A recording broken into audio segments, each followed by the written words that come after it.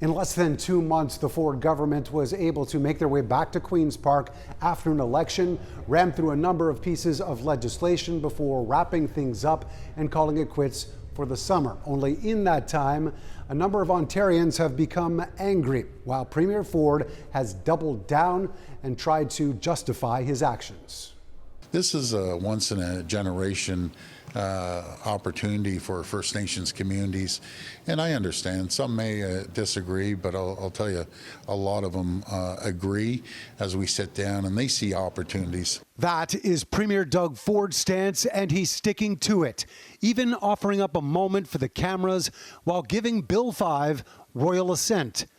The legislation, according to the province, is meant to help speed up major projects, particularly mining in Northern Ontario.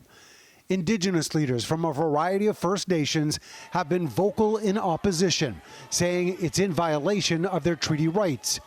Some community members even thrown out of the legislature before deciding to camp outside Queen's Park in protest. This is just the beginning of the fight again, when I go home tomorrow, I'm going to take that fight back to the land. Grassy Narrows launched a lawsuit against both the federal government and Ontario last year over ongoing mercury contamination in a river system in the region. What they used the session doing was sowing division, sowing uncertainty, and now we are approaching what I'm afraid may be a summer of chaos. First Nations leaders say they were not adequately consulted on Bill 5 and are warning of lawsuits and possible blockades in protest. Ford repeated that he's hoping that doesn't happen and that he's committed to having further discussions over the summer.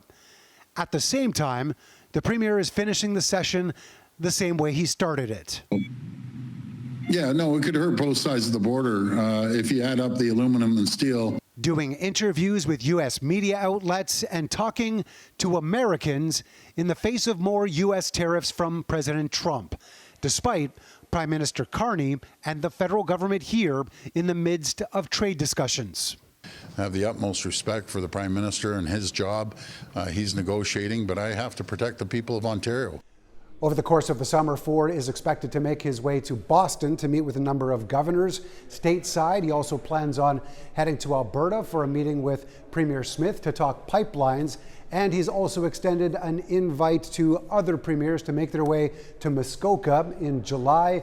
And at that point, he says he's also extending the invite to First Nations leaders as well. Mark McAllister, City News.